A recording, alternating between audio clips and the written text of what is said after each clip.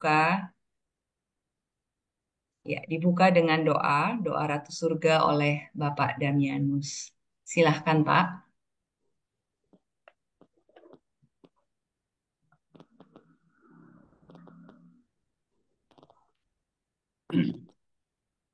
Ibu Bapak, Saudari-saudara, Suster Romo, mari kita awali pertemuan kita dengan doa. Perkenankan saya memimpin doa ini secara Katolik. Ibu Bapak, Saudari-saudara yang bukan Katolik, dengan penuh kasih, mohon menyesuaikan, berdoa sesuai dengan keyakinannya masing-masing. Kita berdoa dalam nama Bapa, Putra, dan Roh Kudus. Ratu surga bersukacitalah, haleluya. Sebab ia yang sudi kau kandung, haleluya, telah bangkit seperti yang disabdakannya, haleluya. Doakanlah kami pada Allah, haleluya. Bersukacitalah dan bergembiralah perawan Maria, haleluya. Sebab Tuhan sungguh telah bangkit, haleluya. Marilah berdoa. Ya Allah, Engkau telah menggembirakan dunia dengan kebangkitan Putramu, Tuhan kami Yesus Kristus. Kami mohon, perkenankanlah kami bersukacita dalam kehidupan kekal bersama bundanya Perawan Maria, demi Kristus pengantara kami. Amin. Doa umat Kristiani bersama semua makhluk. Kami memuji Engkau, ya Bapa, bersama semua makhluk-Mu yang berasal dari tangan-Mu yang Maha Kuasa. Mereka adalah milik-Mu, dipenuhi dengan kehadiran dan kasih-Mu yang lembut. Terpujilah Engkau. Yesus, Putra Allah, melalui Engkau segala sesuatu diciptakan. Engkau dibentuk dalam rahim Maria. Engkau telah menjadi bagian bumi ini. Engkau telah memandang dunia dengan mata manusia. Sekarang, Engkau dengan kemuliaan kebangkitan-Mu hidup dalam setiap makhluk. Terpujilah Engkau, Roh Kudus. Dengan terang-Mu, Engkau menuntun dunia kepada cinta kasih Bapa dan menyertai segala makhluk yang berkeluh kesah. Engkau juga tinggal dalam diri kami, mendorong kami melakukan apa yang baik. Terpujilah Engkau, Allah Tritunggal, persekutuan kasih yang mulia dan tanpa batas. Ajarilah kami untuk menatap Dikau dalam keindahan alam semesta, di mana segala sesuatu berbicara tentang Dikau. Bangkitkanlah pujian dan syukur kami karena setiap makhluk ciptaan-Mu. Anugerahilah kami rasa kebersatuan mendalam dengan semua yang ada. Allah yang Maha Pengasih, tunjukilah kami tempat kami di dunia ini sebagai sarana cinta-Mu bagi semua makhluk di bumi ini, karena tiada satupun yang Engkau lupa. Terangilah para pemegang kekuasaan dan modal, agar mereka menjaga diri dari dosa ketidakpedulian, mencintai kesejahteraan umum, memajukan orang lemah, dan merawat bumi, rumah kami bersama. Bersama bumi, kaum papa memohon, ya Tuhan, peganglah kami dengan kekuatan dan terang-Mu untuk melindungi segala yang hidup, untuk menyiapkan masa depan yang lebih baik untuk datangnya kerajaan-Mu. Kerajaan keadilan, damai, cinta kasih, dan keindahan. Terpujilah Engkau. Amin. Dalam nama Bapa, Putra, dan Roh Kudus. Amin. Terima kasih, Pak Damianus. Sebelum kita masuk ke paparan, izinkan saya untuk membacakan visi misi dari Laudato Si. Siapakah komunitas Laudato Si Indonesia? Kumpulan orang yang atas belas kasih Allah disatukan oleh niatan dan kehendak baik, menghidupi spiritualitas Laudato Si dalam kerendahan hati, berjejaring dan berjuang bersama untuk merawat bumi dan seisinya. Visi, terwujudnya keadilan iklim dan ekologi integral untuk menjadikan bumi sebagai rumah bersama bagi seluruh ciptaan dan generasi yang akan datang. Misi, menginspirasi dan menggerakkan umat Katolik untuk merawat rumah kita bersama dan mewujudkan keadilan iklim dan ekologis dalam kolaborasi dengan semua orang yang berkehendak baik. Nilai-nilai ada 10. Yang pertama, didasarkan pada iman. Yang kedua, berkomitmen untuk transformasi spiritual. Yang ketiga, merawat satu sama lain. Keempat, menjadi profetik atau kenabian. Kelima, mengambil pendekatan integral. Keenam, menumbuhkan persatuan dalam keragaman. Tujuh, berada di gereja dan di dunia. Kedelapan, membangun jembatan. Sembilan, merangkul kontemplasi dan aksi. Terakhir, ke-10, hidup dalam harapan.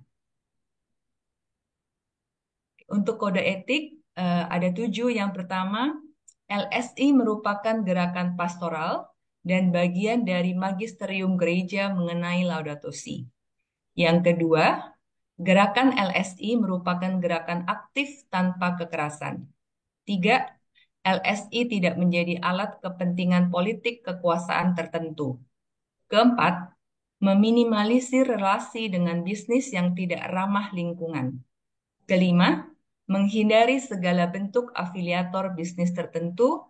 Keenam, LSI bukan NGO, namun merupakan wujud kerajaan Allah secara ekologis. Terakhir, ketujuh, gerakan LSI menyesuaikan dengan budaya, pengalaman, prakarsa, bakatnya sendiri, dan otoritas keuskupan paroki setempat. Izinkan saya membacakan beberapa pengumuman. Yang pertama, mohon agar Bapak Ibu melakukan rename, misalnya Margareta garis miring Tangerang Selatan. Kedua, panitia akan memberikan sertifikat elektronik kepada Bapak Ibu yang memenuhi syarat. Ketiga, Bapak Ibu akan disertakan dalam WAG, dan bagi Bapak Ibu yang belum bergabung, nanti silahkan join melalui link yang akan ada di chat room.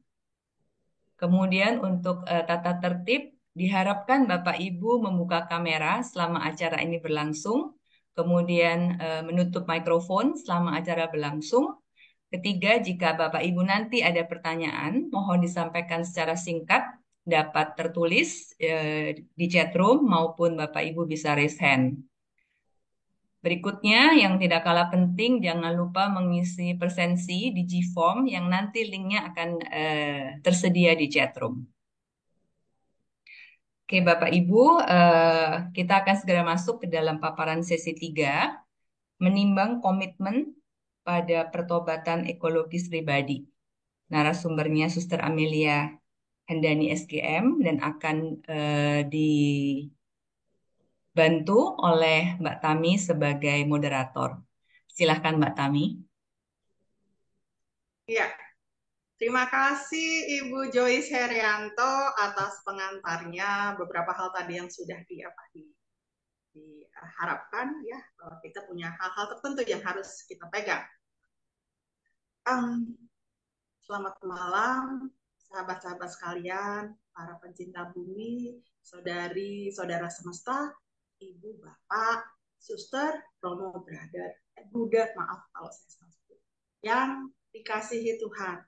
Terima kasih sudah berkenan datang, sudah hadir di acara pada hari ini. Saya Suari Utami Dewi, saya Tami, saya Muslim, tapi saya luar biasa, saya senang betul gitu bisa jadi moderator dan bagian dari gerakan Laudato Si ini. Kita malam ini kedatangan seorang apa ya, kalau saya beberapa kali dengar beliau, dan terakhir itu beliau ikut juga di acara di Esoterika waktu ada di Indonesia. Nah, pasti kalau udah lihat posternya kan, kita langsung kepada Suster Ami. Kita biasanya memanggil Suster Ami, tapi nama lengkap beliau adalah Suster Amelia Hendani SGM, non jauh di sana. Jadi kalau tadi kita bilang ini malam, beliau di sana di Vermont di Amerika Serikat masih pagi loh, dan sama semangatnya dengan kita ya untuk belajar Laudato Si, bagaimana iman Katolik tentang Laudato Si, dan bagaimana ternyata ini bisa merangkul, bisa lintas iman. Saya mau kasih tahu nih ke Suster Ami dan kawan-kawan sekalian ya, saya senang betul karena bukan hanya teman-teman Katolik yang ada di sini belajar, tapi juga ada teman-teman yang beragama Islam, ada yang dari Kristen, dan saya tahu juga kayaknya ada dari Buddha di sini. Jadi betul-betul semangat Laudato Si ini adalah semangat cinta bumi, jadi lintas iman. Nah, kalau kita berbicara tentang Suster Amelia Endani SGM, atau kita biasa memanggilnya akrab adalah Suster Ami, dan temanya pada malam ini menimbang komitmen pada kebatan ekologis pribadi. Tidak kenal maka tak sayang, meskipun kita tahu bahwa Suster Ami ini banyak ya di mana-mana itu, saya lihat udah ini termasuk terakhir tadi saya bilang di Esoterika itu. Saya mau baca sedikit siapa, apa, dan bagaimana yang beliau lakukan.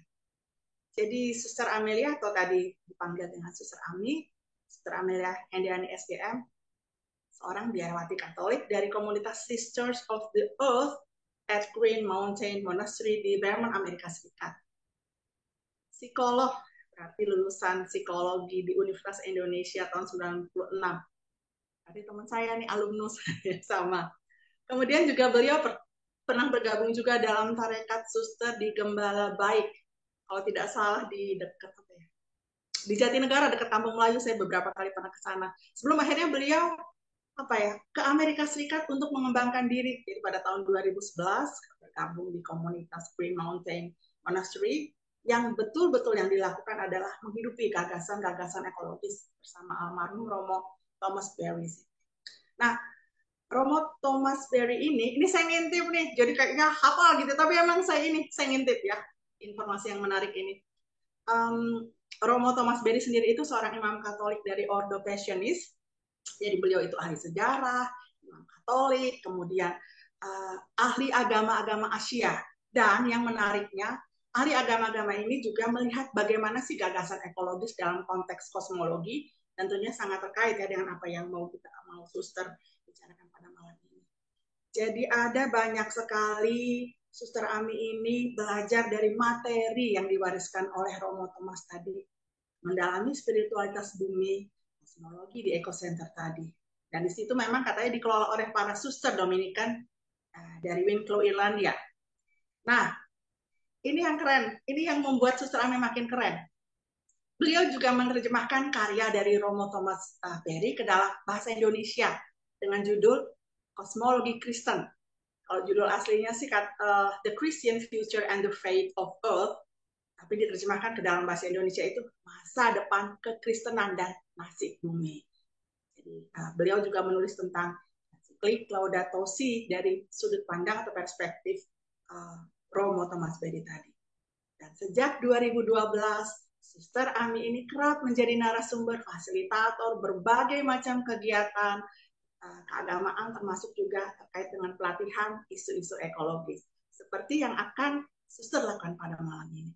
Hai Suster Ami. Selamat malam, Bu Halo Tami. Suster Ami. Senang ketemu lagi. Senang betul, terima kasih. Bahkan beliau sudah bisa menyapa kawan-kawan lintas iman di Esoterika. Jadi Suster Ami ini waktunya agak panjang memang supaya kita menjadi semakin apa sih gitu ya, yang harus kita menimbang soal pertobatan ekologis secara pribadi. Waktunya boleh sampai kira-kira jam 7:05 atau lewat 10. Silakan, Patri. Terima kasih, Mbak Tami. Selamat malam, teman-teman Laudato Si Indonesia, para tim kerja, teman-teman yang dulu rajin rapat. Saya dulu setahun, kira-kira setahun lebih, setiap Kamis rapat bersama teman-teman sampai lewat tengah malam. Mereka luar biasa. Kemudian juga selamat malam para peserta malam ini dari berbagai wilayah di Indonesia. Saya lebih suka menyapa teman-teman supaya detailnya sama, karena kalau enggak nanti bingung. Baik, terima kasih atas kesempatannya malam ini. Saya akan share screen. Ya, sudah bisa dilihat ya. Ya, sudah jelas, Suster. Oke.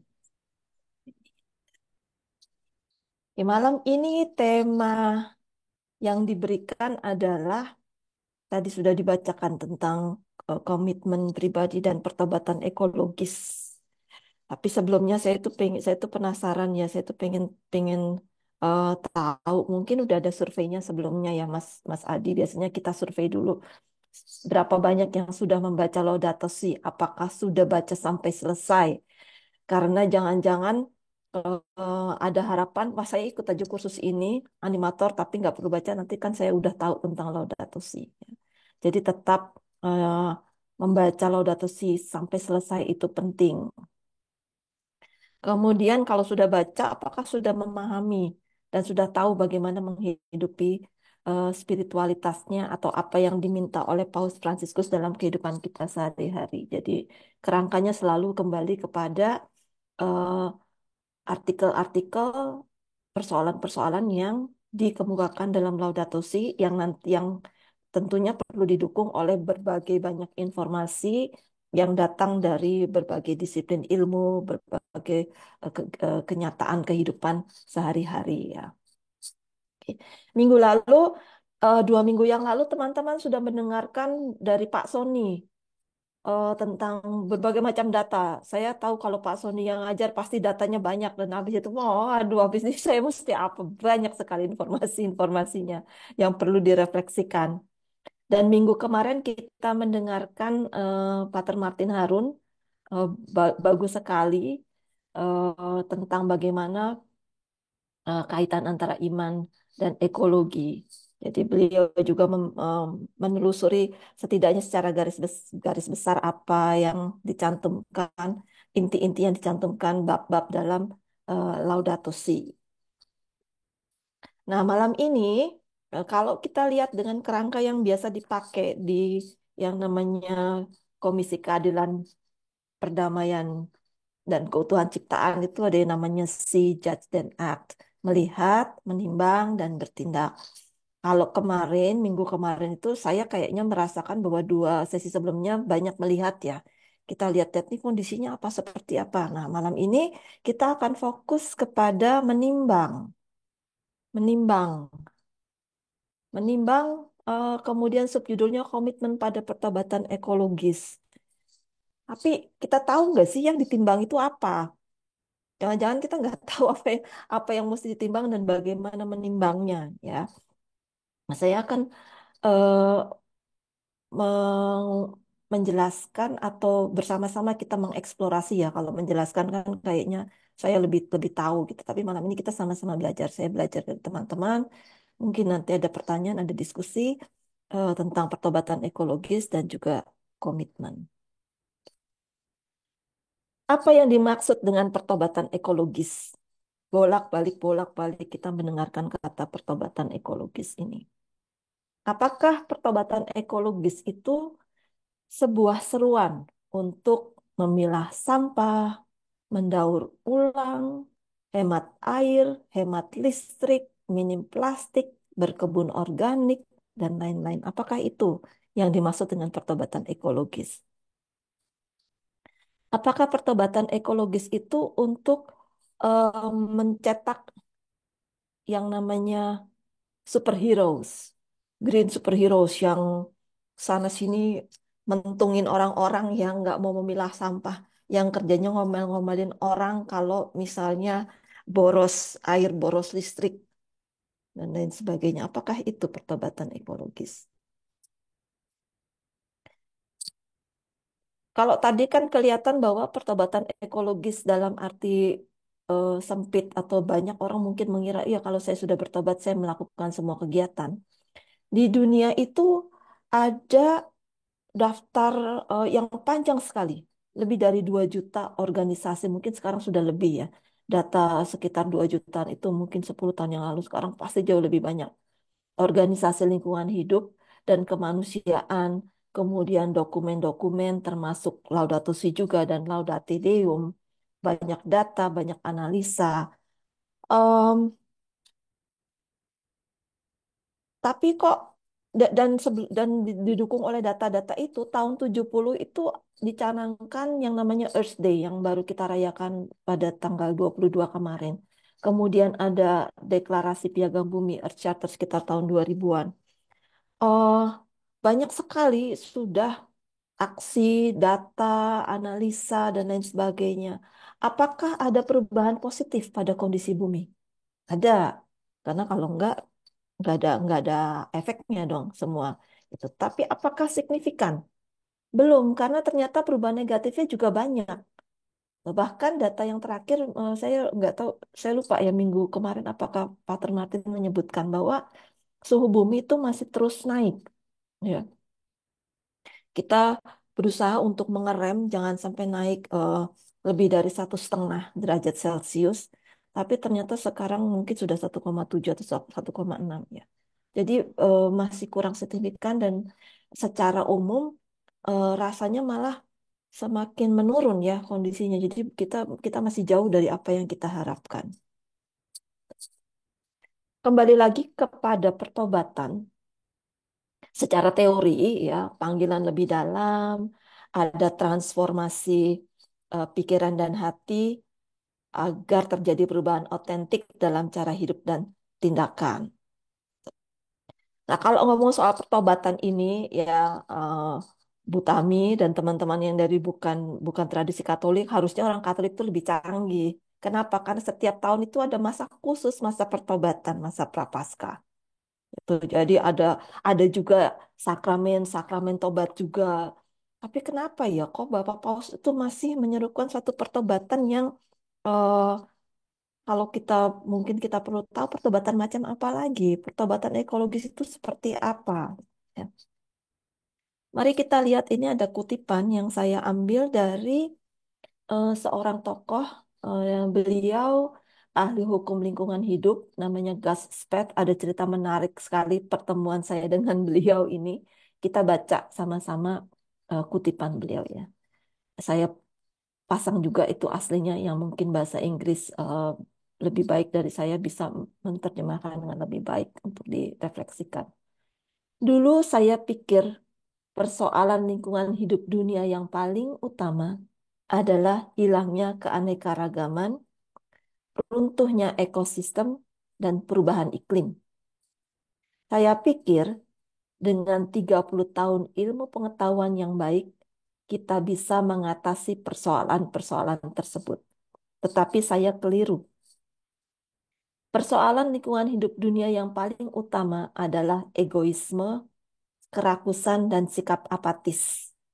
Dan untuk menghadapinya, kita membutuhkan transformasi spiritual dan kultural. Dan kami, para ilmuwan, tidak tahu bagaimana melakukannya. Jadi kita ketemu lagi sama yang namanya kata kunci. Kalau tadi di pertobatan ada kata transformasi, ini seorang ahli hukum lingkungan hidup menyebutkan juga eh, kata transformasi spiritual dan kultural. Jadi ini kata kunci yang penting dalam pertobatan, transformasi. Apa itu transformasi?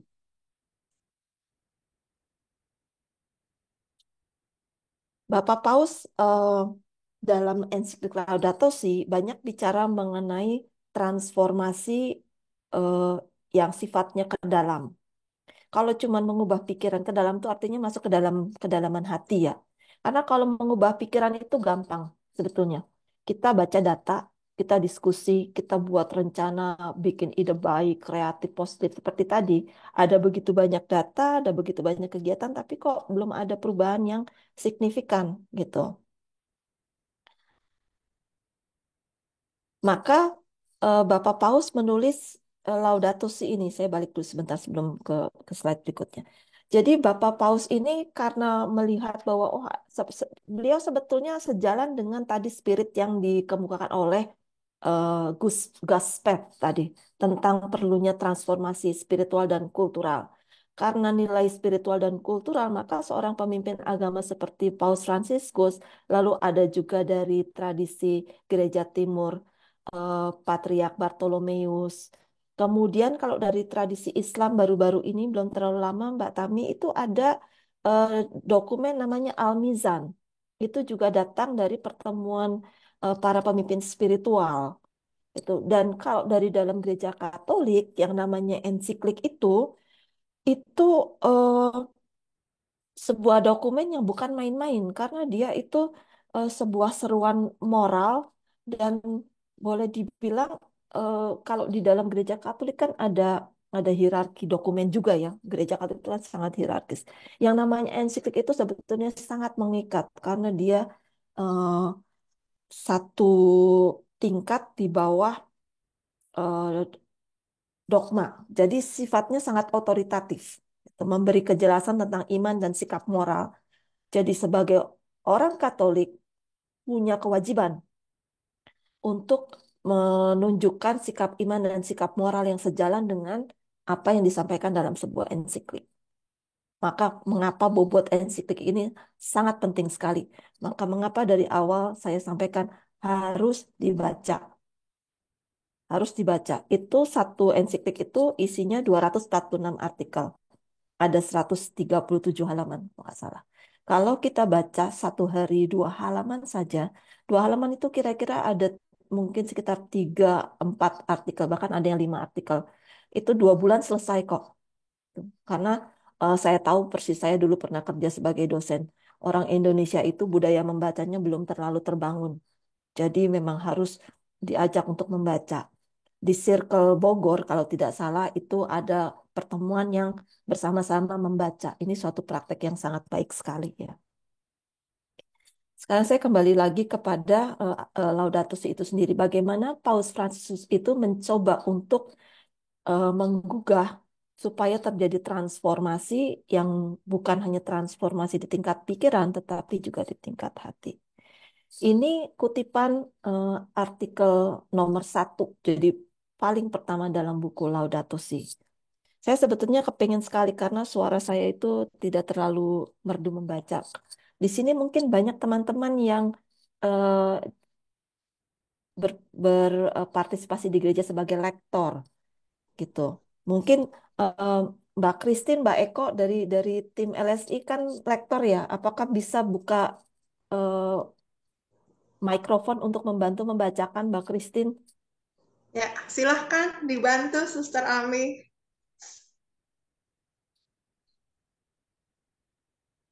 Ya, suster saya bacakan. Pelan-pelan silakan Mbak Eko Ya, sebagai lektor. Laudato Si mi Signore. Terpujilah Engkau Tuhanku. Dalam nyanyian yang indah ini, Santo Fransiskus dari Assisi mengingatkan kita bahwa rumah kita bersama bagaikan saudari yang berbagi hidup dengan kita. Dan seperti ibu yang jelita yang menyambut kita dengan tangan terbuka. Terpujilah Engkau Tuhanku, karena saudari kami Ibu Pertiwi yang menopang dan mengasuh kami dan menumbuhkan berbagai buah-buahan beserta bunga warna-warni dan rerumputan. Laudato Si artikel nomor 1. Terima kasih Mbak Eko.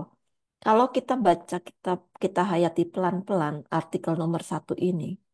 Terpujilah Engkau Tuhanku.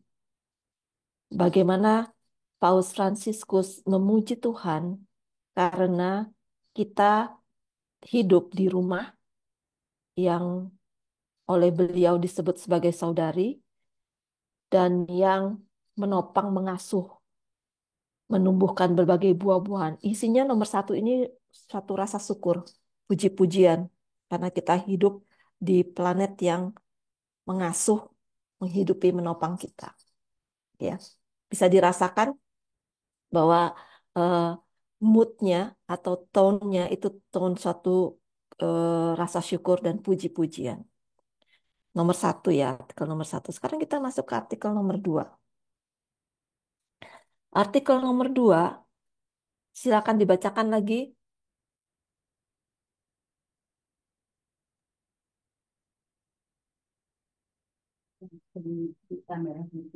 Saya bacakan. Boleh dibantu, silakan. Ya, saya bacakan. Saudari ini sekarang menjerit karena segala kerusakan yang telah kita timpakan padanya. Karena tanpa tanggung jawab kita menggunakan dan menyalahgunakan kekayaan yang telah diletakkan Allah di dalamnya. Kita bahkan berpikir bahwa kitalah pemilik dan penguasanya yang berhak untuk menjarahnya. Adaptasi artikel 2. Terima kasih Pak Damianus. Ini baru pembukaan Laudato Si, teman-teman. Artikel satu tadi kita lihat bagaimana Bapak Paus itu memuji, memuji Tuhan Pencipta karena kita hidup di planet yang menopang kita. Begitu nomor satu, nomor dua langsung Bapak Paus itu masuk kepada sesuatu yang seharusnya ya. Kalau kita peka, itu kita kaget.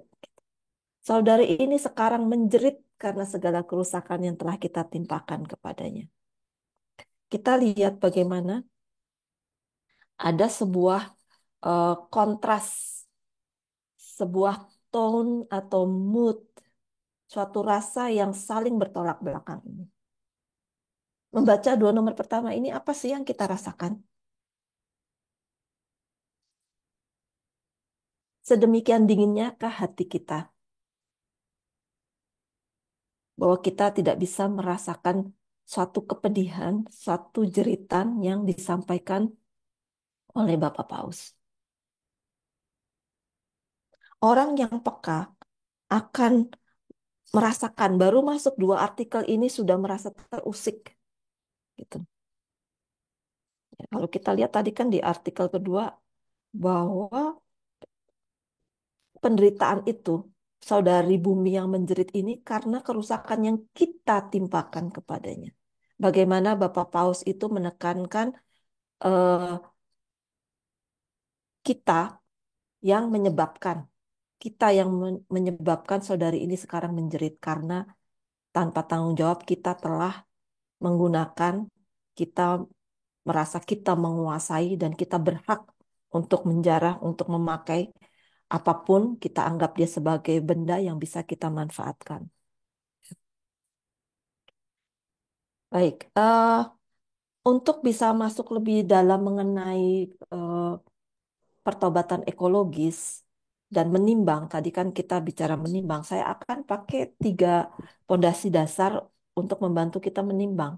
Yang pertama adalah kalau mengundang saya sebagai pembicara, karena teman-teman tahu saya bergabung di komunitas yang didirikan oleh Romo Thomas Berry, dan beliau itu selalu bicara tentang news story, kisah baru, maka saya pasti akan memakai perspektif ini untuk bisa eh, menjadi satu dasar untuk menimbang.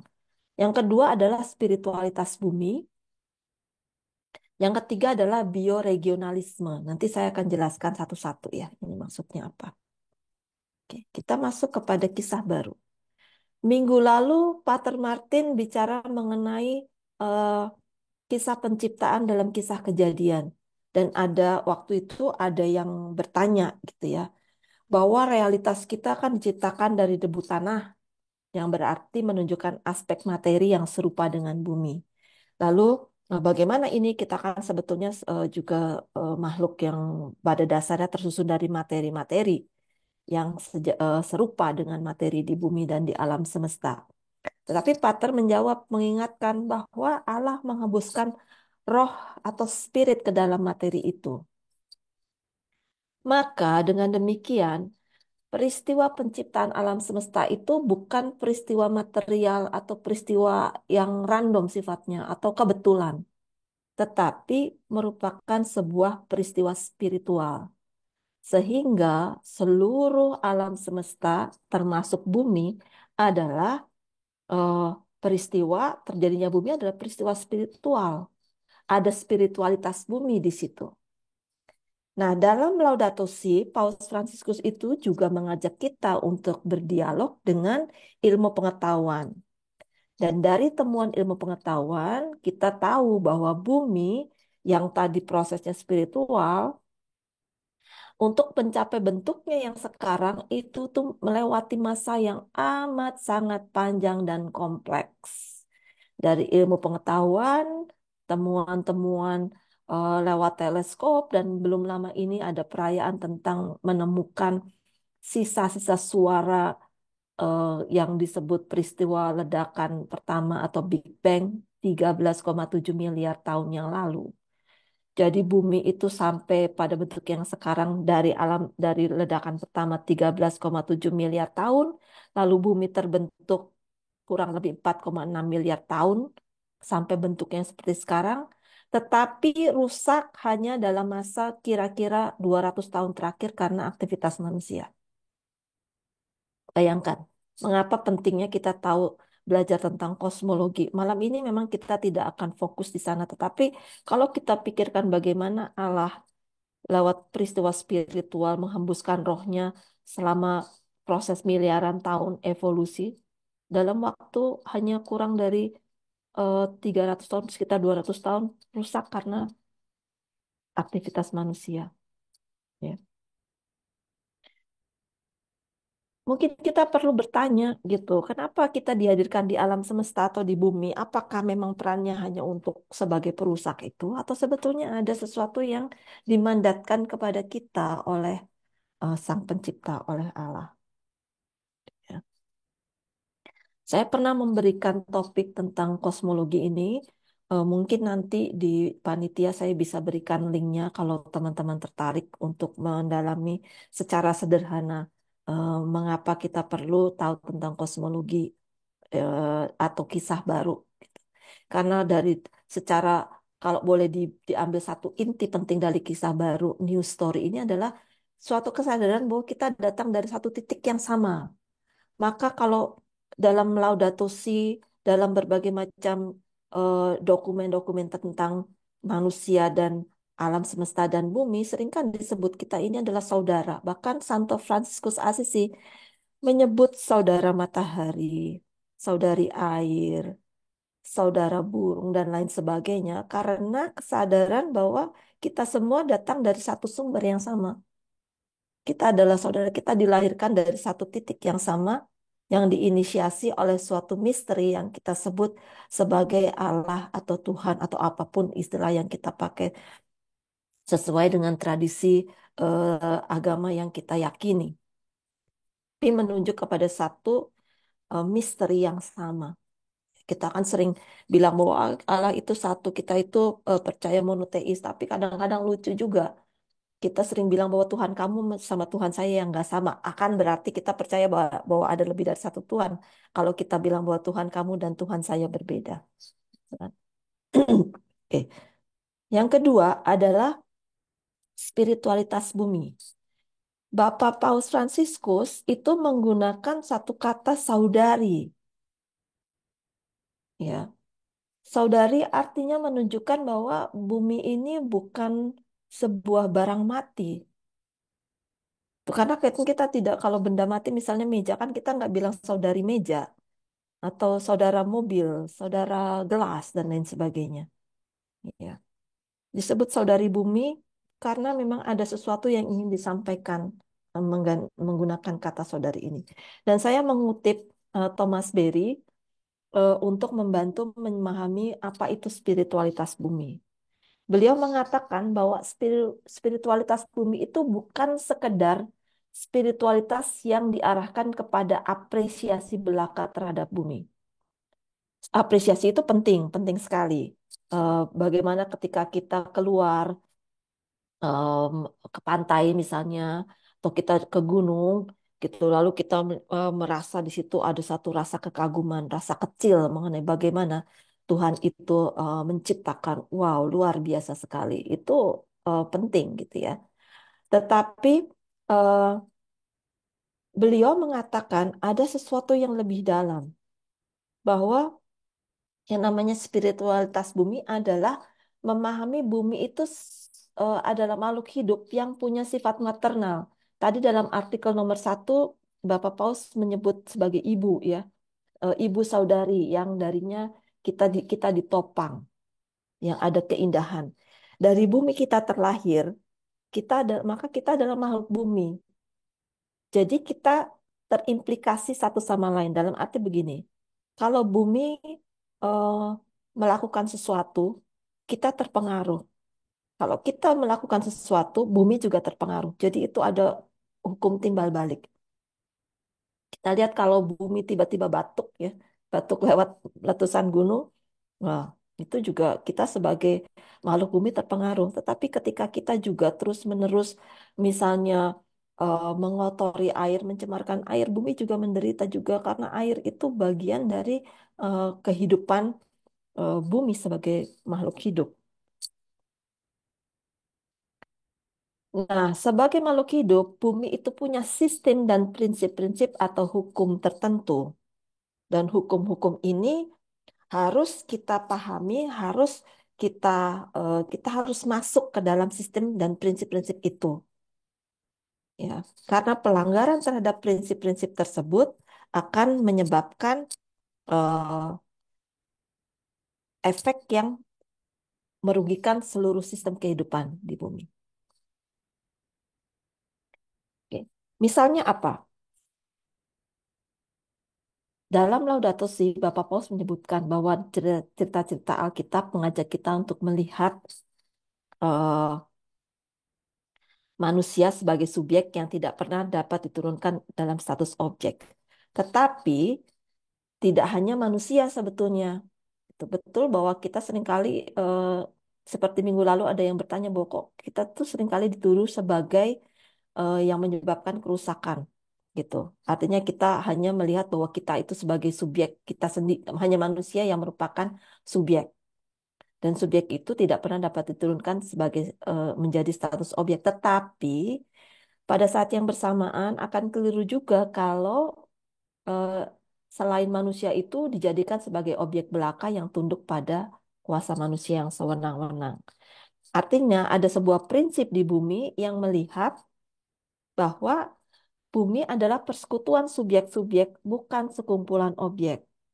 Ini eh, satu kutipan yang dikemukakan oleh Thomas Berry. Sehingga eh, Bapak Paus juga melihat bahwa bumi itu bukan sekumpulan objek gitu. Manusia tidak boleh diturunkan menjadi objek, tapi juga ciptaan yang lain tidak boleh dilihat hanya sebagai objek belaka yang hanya kita manfaatkan. Gitu ya.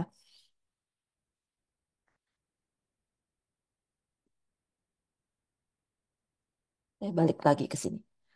Eh, Ketika prinsip subjektivitas ini dilanggar, apa yang terjadi? Ketika kita menganggap semua selain diri kita adalah objek belaka, maka perilaku kita dengan mudahnya, oh tebang aja pohon karena eh, saya mau ganti dengan tanaman yang lain. Bunuh saja binatang. Lalu karena saya mau punya hiasan di dalam rumah, misalnya kalau dulu tuh sering kalau orang-orang yang berburu lalu ada beruang, misalnya ditaruh dijadikan karpet atau kepala macan digantung di tembok untuk hiasan. Kalau perlu, tangkap mereka masukkan dalam kandang. Lalu kita buat itu kebun binatang untuk menjadi tempat atraksi, ya. Atau ada sirkus dulu yang eh, binatang itu dipecut, atau dulu ada topeng monyet di rantai monyetnya disuruh beratraksi, lalu kita nonton, kita tertawa-tawa. Gitu. Itu satu perilaku yang dulu kita nggak sadar bahwa, kalau sekarang setelah kita tahu, ternyata kita itu kejam sekali ya, gitu. Dan Bapak Paus mengatakan bahwa apa yang kita lakukan terhadap ciptaan lain lama kelamaan akan juga kita timpakan kepada sesama manusia, menjadi objek belaka. Maka tidak heran manusia sekarang eh, dijadikan objek dijual. Human trafficking di mana-mana terjadi. Bahkan kita pun seringkali menjadikan kita ini sebagai objek belaka. Objek yang oh sekarang itu standar kecantikan itu rambutnya harus lurus. Maka saya harus juga lurus rambutnya. Maka saya pergi ke eh, salon untuk meluruskan rambut saya. Bahwa orang cantik itu kulitnya harus putih. Maka saya beli berbagai macam kosmetik untuk memutihkan kulit. Bahwa kalau orang yang keren itu adalah kalau dia misalnya eh, selalu pakai model terbaru, naik mobil yang terbaru, punya handphone terbaru. Bukankah itu berarti kita menjadi sekedar objek belaka yang tunduk kepada hukum-hukum yang kita ciptakan sendiri? Ya. Oke, berikutnya. Bapak Paus menyebutkan juga dalam Laudato Si nomor 85 tentang kesucian dunia. Bahwa saya menemukan kesucian saya sendiri ketika saya berusaha mengartikan kesucian dunia. Nanti dibaca sendiri ya setelah acara ini teman-teman. Yang mau saya perhatikan di sini, yang mau saya fokuskan adalah diperlukan sebuah pemulihan rasa akan kesakralan, recovery the sense of sacredness. Ketika kita kehilangan rasa bahwa eh, dunia itu ada kesuciannya, bukan cuman sifatnya menjadi objek atau kalau apa ya kalau dalam bahasa Inggris itu profane, sesuatu yang tidak ada nilai kesakralannya ya ya begitu akibatnya. Kita hanya memperlakukan mereka sebagai objek belaka sehingga perlu ada satu rasa akan kesakralan. Dan rasa kesakralan ini sebetulnya kan dibangun ya. Misalnya dalam tradisi berbagai macam agama yang saya hanya bisa bicara dalam tradisi Katolik atau mungkin sedikit tentang agama Islam karena keluarga saya banyak yang Muslim. Tapi saya rasa di agama-agama lain pun ada satu rasa, misalnya pergantian musim, pergantian dari gelap ke terang maghrib, waktu maghrib atau masa subuh. Di situ ketika ada transisi, biasanya ada satu rasa misteri sehingga momen-momen seperti itu biasanya dirayakan. Ya, kalau dalam tradisi agama Katolik kan dulunya kita itu berdoa 5 kali sehari sama seperti saudara-saudara Muslim. Bahkan ada eh, komunitas yang masih berdoa 7 kali satu hari. Jadi ketika pergantian hari dari subuh itu, kalau teman-teman kita Muslim sholat subuh, kita ada doa juga doa-doa pagi gitu. Kemudian doa malam, doa siang dan lain sebagainya. Karena melihat bahwa semua gerakan di bumi, gerakan di dunia itu berkaitan dengan suatu rasa spiritualitas karena ada kesakralan gitu ya. Oke, dengan demikian bahwa ketika kita tahu bahwa kita itu perlu merubah suatu sikap yang melihat segala sesuatu menjadi objek bahwa kita adalah pusat segala-galanya, seperti gambar itu ego, kita diajak untuk berubah menjadi pendekatan yang disebut eko. Kita hanya satu bagian dari seluruh ciptaan. Kita harus masuk ke dalam prinsip-prinsip di bumi dan di alam semesta. Itu yang dimaksud dengan spiritualitas bumi, ya. Misalnya dalam menjalankan perekonomian, yang namanya keuntungan itu tidak boleh hanya menjadi milik manusia, apalagi milik seorang individu atau sekelompok individu, gitu. Dalam keputusan sehari-hari, kita harus bisa atau peka atau sensitif melihat siapa saja yang terlibat di situ. Gitu. Kalau kita punya perkebunan, siapa yang bekerja di perkebunan itu, siapa petaninya kalau kita profesinya petani. Kalau misalnya kita hanya sebagai konsumen, apa yang kita beli? Nanti teman-teman lihat ya, di rumah itu produk-produk apa yang kita beli. Sabun cuci piring apa yang kita beli, kemudian sabun mandi, sampo, apakah buangan buangan kalau kita mandi, kita keramas, kita cuci piring itu airnya menciderai saudari air? Apakah isinya semua bahan kimia? Kita sering mengeluh tentang perkebunan sawit. Perkebunan sawit itu menyengsarakan orang. Tetapi coba-coba dicek deh barang-barang yang kita pakai di rumah kita itu. Berapa banyak kandungan dari yang berbahan dasar sawit termasuk apa yang kita makan. Kita segala sesuatu kita goreng pakai minyak goreng. Saya yakin di Indonesia itu sangat jarang rumah tangga yang tidak punya jelantah. Maka jelantah for change itu jadi gerakan yang luar biasa disambut karena banyak jelantah dan banyak minyak goreng yang datangnya dari perkebunan sawit gitu. Jadi kalau kita protes tentang perkebunan sawit, tentang ini, tentang itu, kita balik lagi, kita lihat dari kehidupan kita sehari-hari, apa yang kita konsumsi, apa yang kita pakai, tuh ya. Dan faktor-faktor apa nih kira-kira yang bisa membuat kita mengubah dari ego menuju ke eko?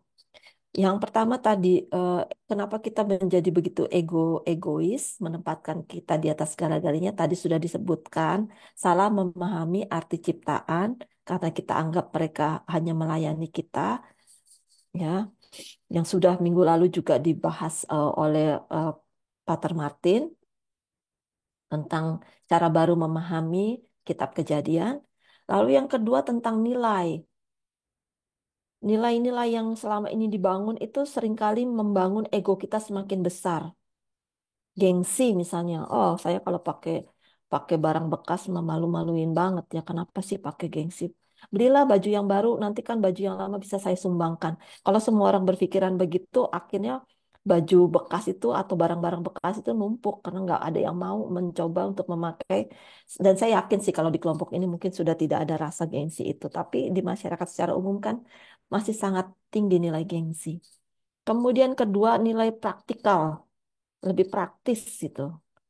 Repot amat bawa-bawa botol minum, bawa alat-alat makan, bawa bawa sapu tangan dan lain sebagainya.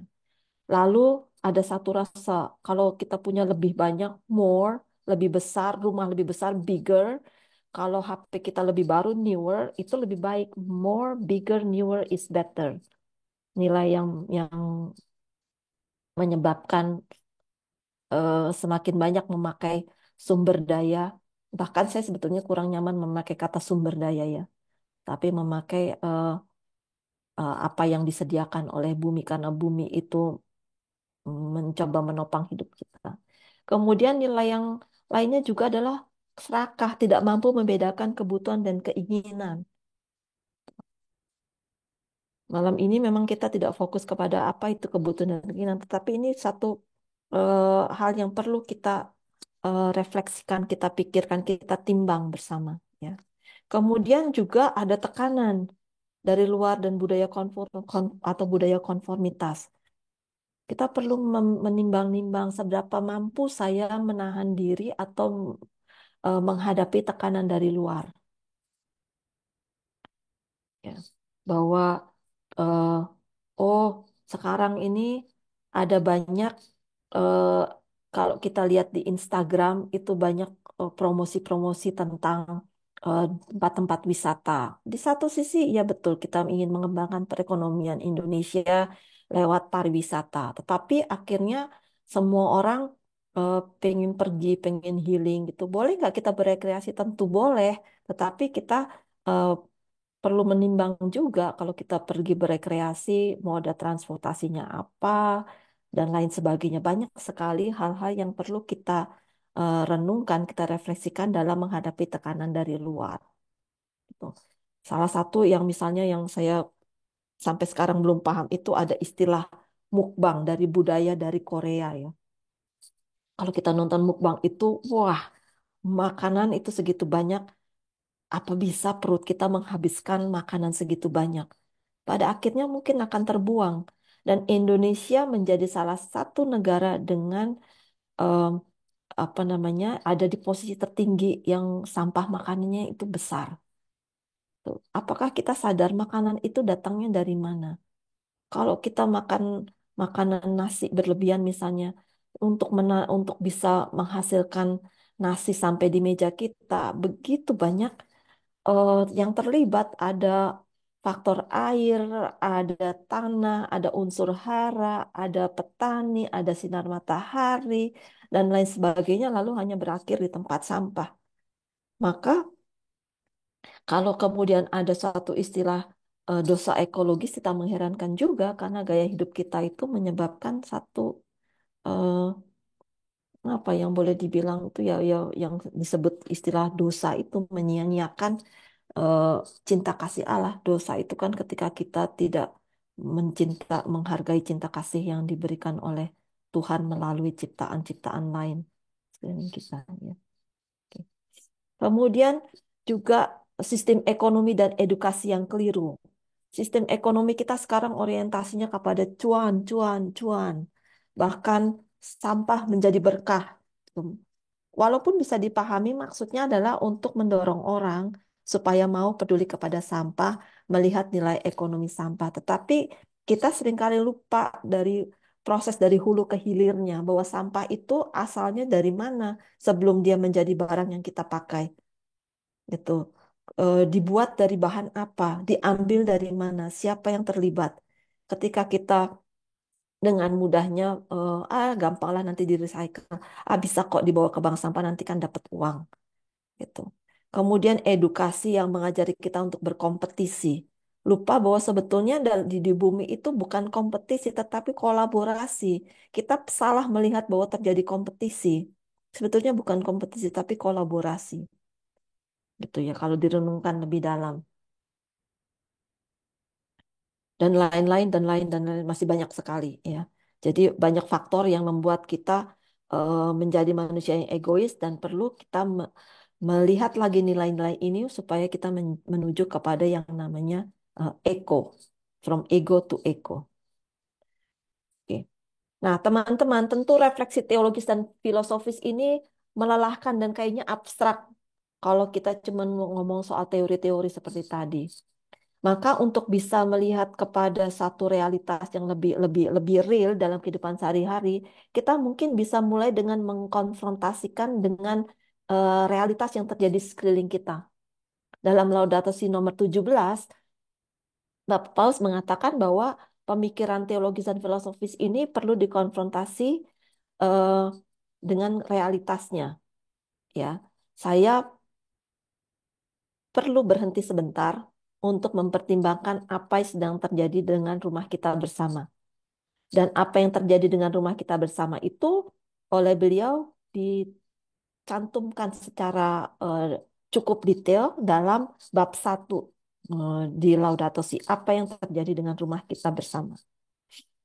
Nah, tetapi sebelum masuk ke sana, saya mau pinjam ini nih tentang untuk masuk ke dalam tadi ya. Tadi kan kita udah bicara tentang tinjauan filosofis, sedikit tentang pertobatan. Tapi untuk masuk pada praksis, saya pinjam ini dari Pak Budi Munawar. Saya senang sekali, saya sering kali pakai selain tadi kutipan dari Gasped, saya biasanya pakai framework ini dari Pak Budi Munawar. Yang saya tahu malam ini ada juga di antara para panitia dan malam ini hadir. Jadi eh, beliau menggunakan ini ada 3 lingkaran besar untuk bagi kita melakukan yang namanya praktek ekoteologi.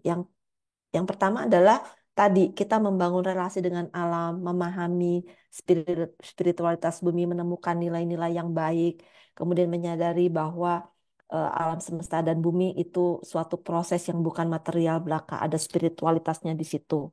Ya, kalau kita sudah tahu itu, kemudian kita belajar dengan eh, berbagai macam beragam pengetahuan tentang bagaimana membuat ekoenzim, bagaimana memilah sampah dan lain sebagainya, bagaimana bertani organik. eh, Maka kita bisa mengkombinasikan iman dan ilmu. Tetapi kalau kalau baru baru sampai di titik eh, tahu tentang spiritualitas bumi, punya pengetahuan, tapi kalau tidak kita praktekkan, maka hanya menjadi sebuah wacana saja seperti tadi kita hanya omon-omon aja.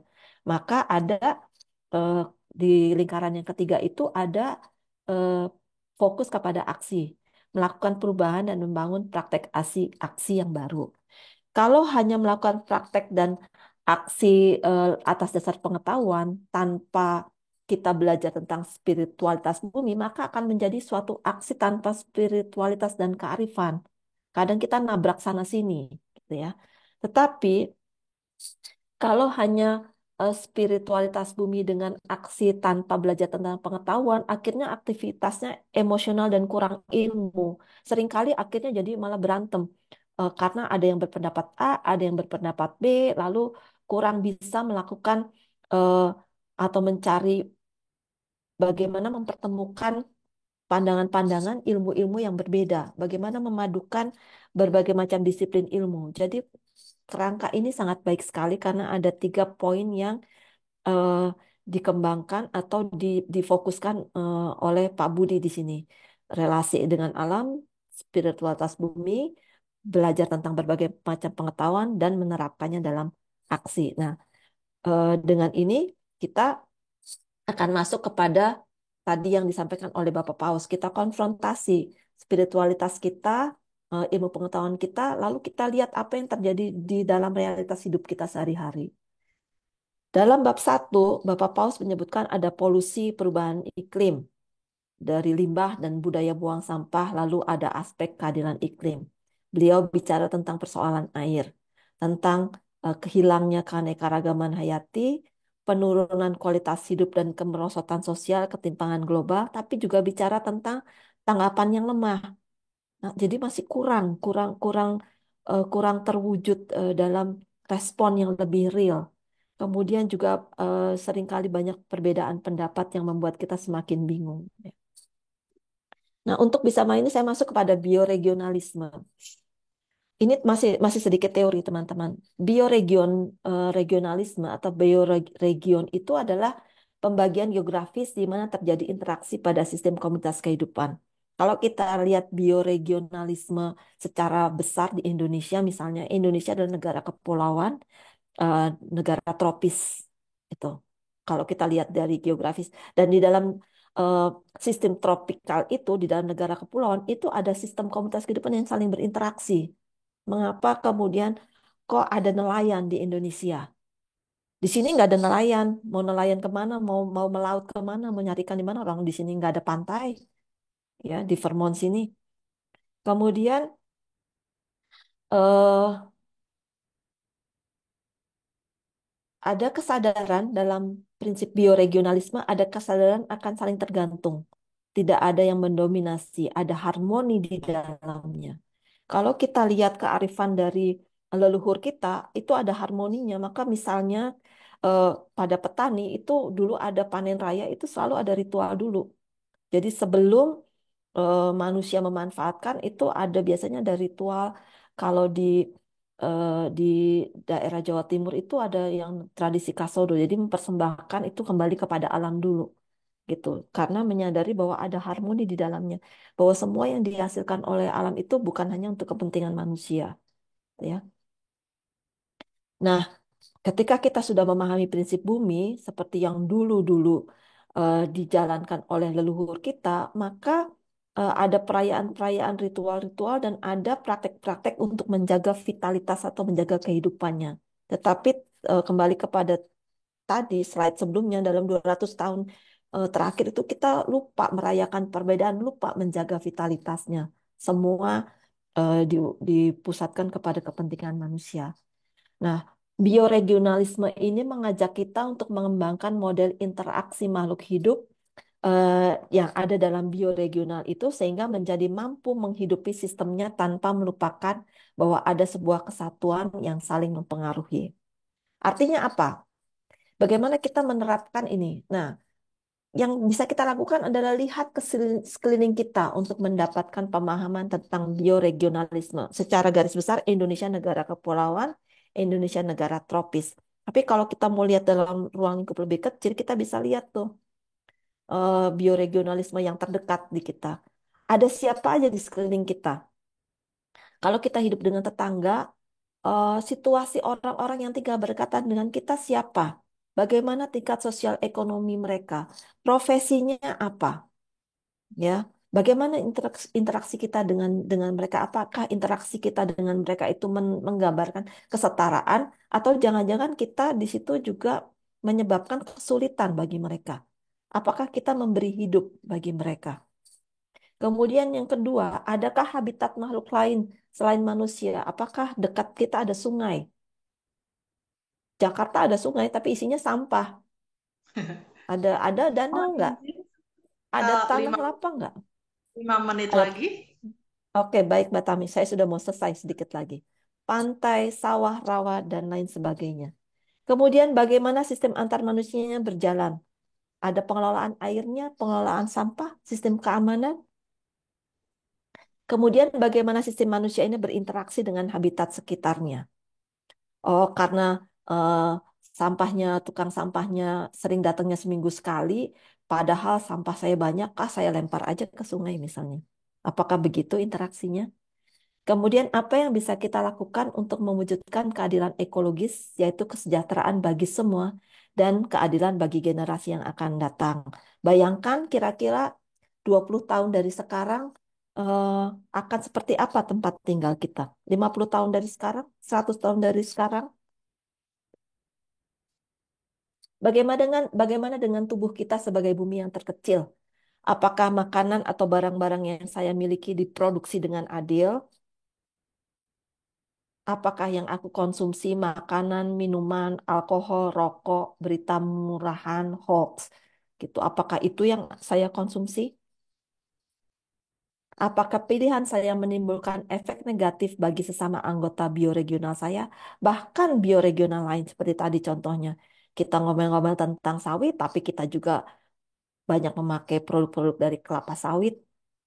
Gitu. Artinya kita menyebabkan kesengsaraan di bioregional di mana sawit menjadi monokultur. Ya, siapa yang diuntungkan dan dirugikan? Apakah ada alternatif pilihan lain yang terkadang memerlukan pengorbanan dari kita? Terakhir, jangan lupa ya tadi dibacakan oleh Ibu Joyce, jangan lupa bahwa karena kita di sini kan kursus animator Laudato Si, bukan kursus pertanian organik, bukan kursus mengolah sampah, bukan mengelola jelantah. Kursus-kursus keterampilan itu perlu, pastinya perlu, sangat diperlukan untuk mendukung kita melakukan aksi. Tetapi jangan lupa bahwa nilai-nilai intrinsik ini dalam eh, Laudato Si, kita kan titelnya animator Laudato Si, ini harus selalu menjadi eh, apa namanya parameter ya, selalu kembali kepada ini, kembali kepada apa yang diajarkan dalam nilai-nilai Laudato Si. Baik, itu terakhir. Eh, Terima kasih banyak. Ini kutipan yang bagus sekali dari suku asli di sini.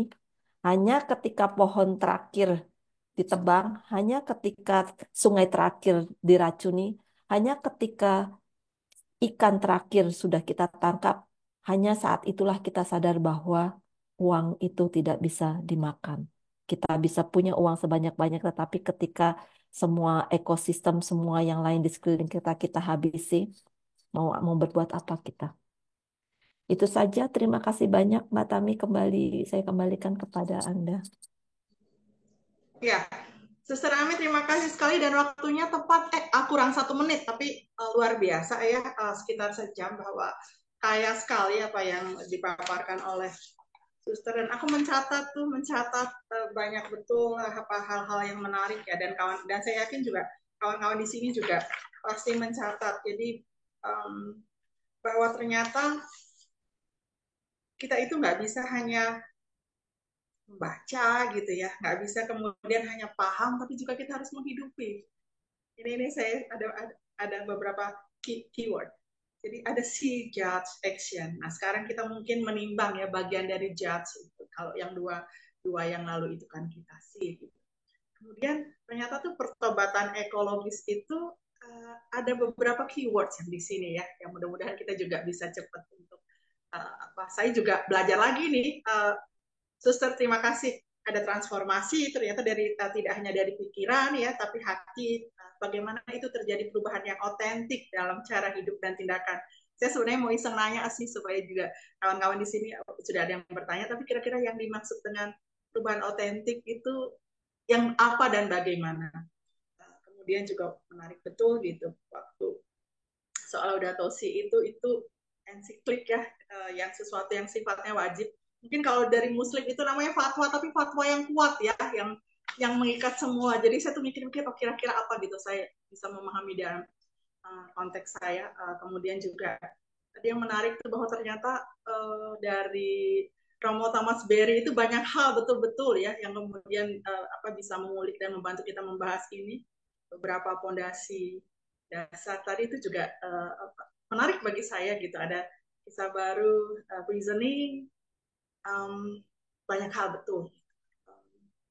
Apalagi tadi waktu dikatakan bahwa ini loh yang perkataan saudari bumi, ternyata kan ya bahwa itu mereka saudara-saudari kita gitu, dan itu yang sering kita lupakan dan bukan sesuatu yang sifatnya objek tapi itu subjek. Jadi relasi antar subjek ini yang seringkali kita lupakan dan kita sekarang diketok balik dong gitu dari ego ke eko. Banyak betul nilai-nilai egois yang memang kita harus berhenti sebentar memikirkan dan diajak oleh Paus untuk kembali melihat ini apa sih sebenarnya reasoning kita, alasan keberadaan kita di bumi. Jadi itu kira-kira menarik sekali dan ada kawan-kawan bilang ini daging semua. Wah ini pasti yang milenial yang ngomong begini daging semua. Nah saya sebenarnya tadi mengatakan silahkan kawan-kawan kalau yang mau berpartisipasi bisa dua cara. Jadi jangan ragu di sini. Pertama resen, saya resen gini ya. Atau ada kawan-kawan di sini yang saya lihat sudah menulis dua pertanyaannya. Nah tapi kalau berkenan, ini ada beberapa sebentar. Berkenan, apakah bisa berdialog langsung ya supaya lebih ekspresif dan supaya lebih bisa terjalin komunikasi. Saya minta izin kawan-kawan untuk bantu jika berkenan. Mas Berto Sitompul, oh ini abang nih pasti karena Batak. Abang Berto Sitompul dari Kabupaten Bengkalis, kalau langsung berkenan untuk berdiskusi langsung, bolehkah dibantu kawan-kawan?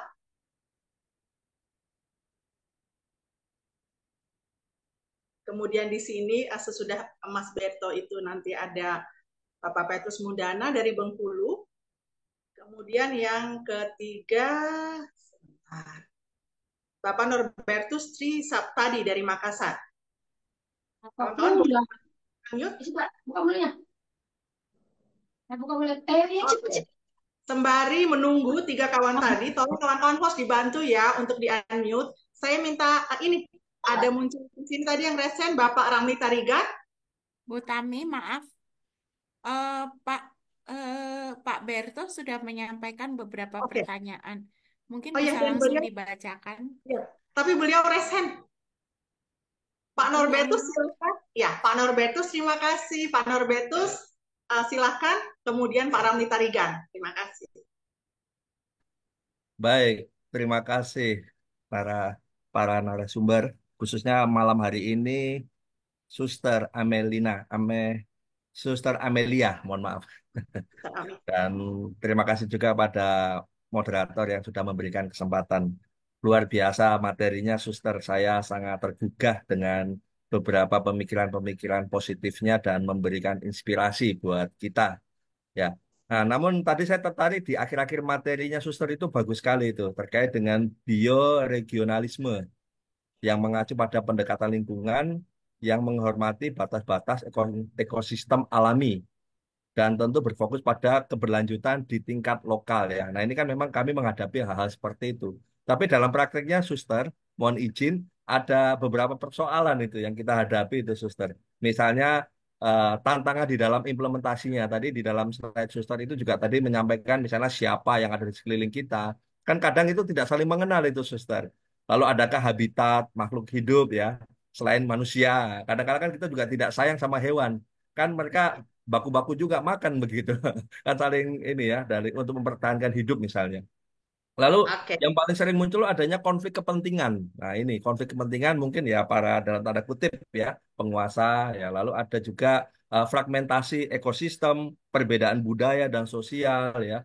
Misalnya di daerah tertentu itu mengharamkan kalau ini dimakan misalnya ya. di daerah-daerah tertentu begitu dan seterusnya. Lalu adanya juga perubahan iklim global. Nah, pertanyaannya ini kira-kira bagaimana, Suster? Kita nanti ini punya tugas ya, membantu gitu ya, memberikan inspirasi atau menjadi sebagai animator ya. Kira-kira begitu, Suster, pertanyaannya. Ya. Terima kasih, moderator. Selamat Terima malam, Suster, kasih. Bapak Ya, Ibu, terima Romo. kasih.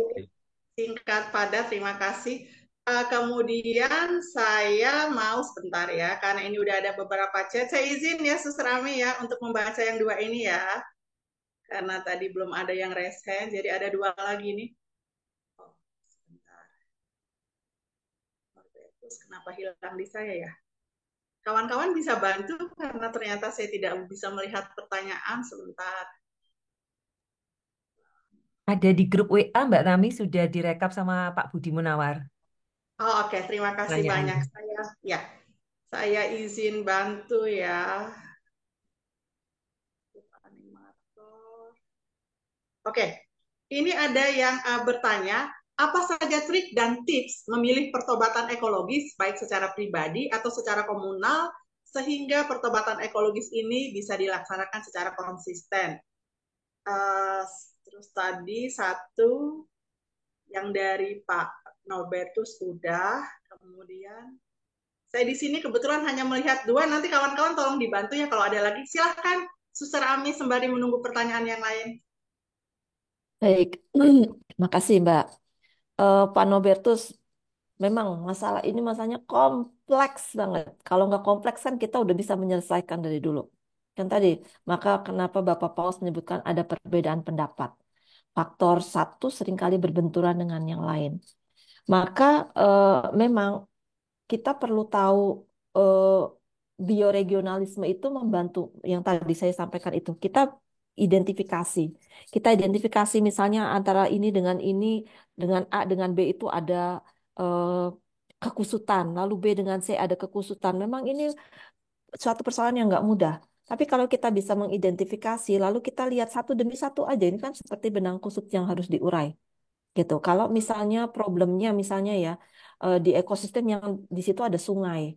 Ada sungai yang kadang-kadang orang buang sampah sembarangan.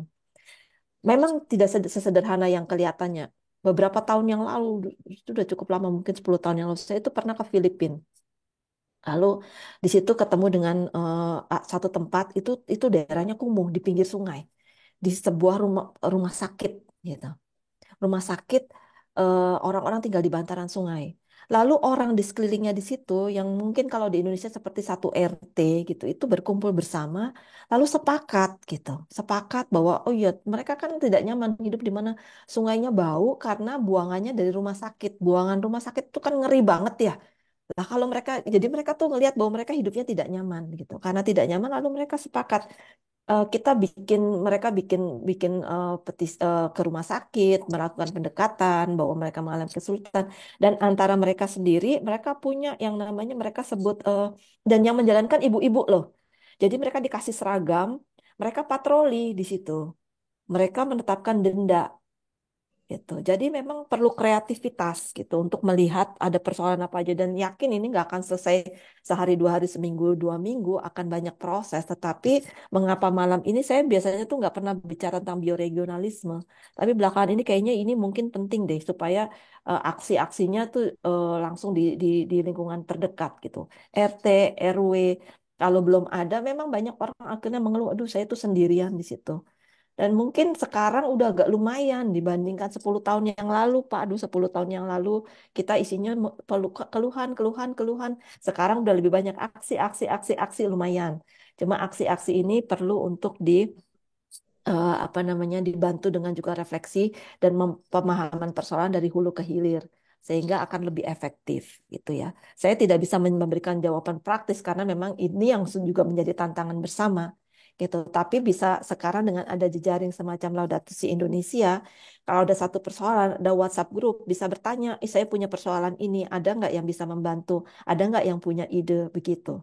Itu saya hanya bisa menjawab sebatas itu. Kemudian tadi mengenai trik dan tips tadi itu kan sudah dijawab ya. trik dan tripsnya apa? Ya lihat yang terdekat aja di sekeliling kita. Lihat ke dalam diri kita sendiri dulu. Buka lemari baju kita, berapa banyak baju kita, berapa banyak sepatu yang kita punya, berapa produk-produk apa yang kita pakai. Ada nggak yang bisa kita rubah, yang bisa kita lakukan yang lebih eh, sehat bagi badan kita, lebih sehat bagi bumi, dan lain sebagainya. Kadang ada perlu pengorbanan. Kadang kita harus keluar uang lebih, misalnya.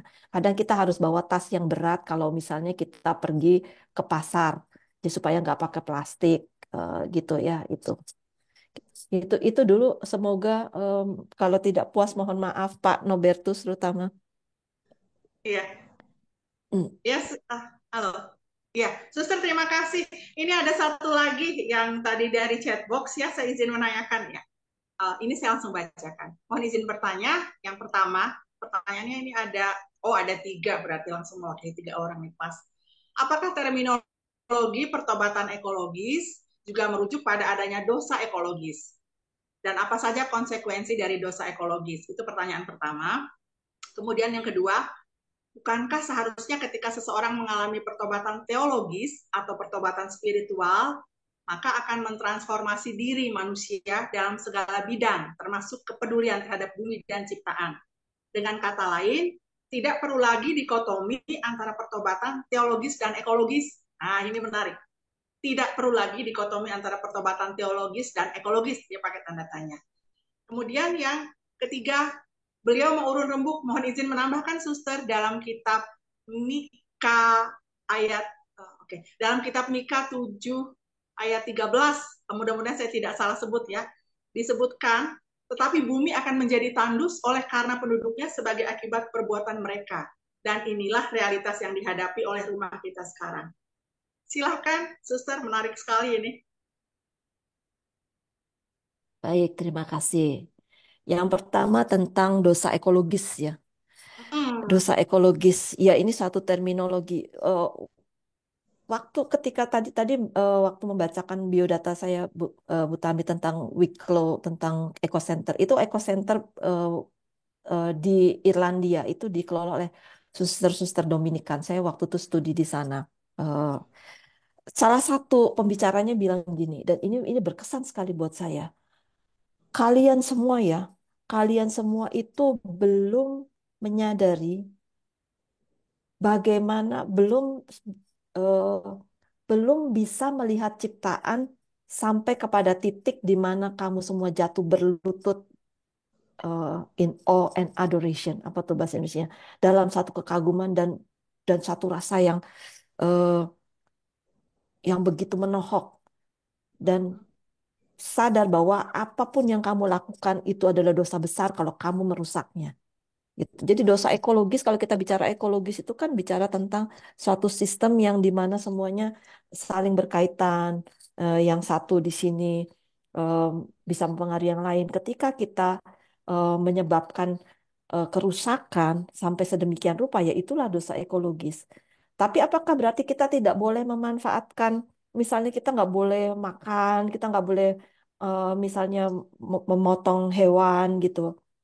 Gini, kadang-kala ada sering juga kekeliruan bahwa yang namanya suatu sistem itu adalah saling keterkaitan. Kalau dalam bahasa, kita mau pakai bahasa spiritual atau teologis, bahwa proses makan memakan itu adalah suatu keintiman. Karena dalam tradisi Katolik, kita itu setiap minggu berekaristi itu kita memakan tubuh Kristus, pemberian diri. Jadi bukan dianggap sebagai pembunuhan, tetapi suatu pemberian diri. Minggu kemarin Pater Martin menyebutkan tentang sebuah ekosistem yang itu di Yellowstone, saya tahu itu beliau merujuk ke sana. Itu kan ada serigala. Serigala, wah orang kasihan itu rusanya dimakanin. Di akhirnya serigalanya yang dihabisin. Akibatnya apa? Rusanya berkembang biak baik. Jadi ada keseimbangan gitu. Menjadi masalah ketika kita menindas atau misalnya kita memakan ayam, ya peternakan ayam, kita lihat aja kondisi peternakan ayam kayak apa. Ayamnya sampai terinjak-injak, sampai kotorannya sampai enggak, itu loh.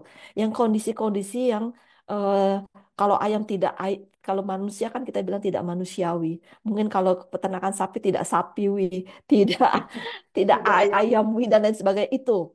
Jadi martabat ciptaan itu kita hilangkan. Itu yang menyebabkan mereka tidak bisa berfungsi secara natural, memenuhi, menjalankan peran mereka, tanggung jawab mereka sebagai bagian dari sebuah sistem. Misalnya sungai. Sungai itu diciptakan karena dia punya peranan.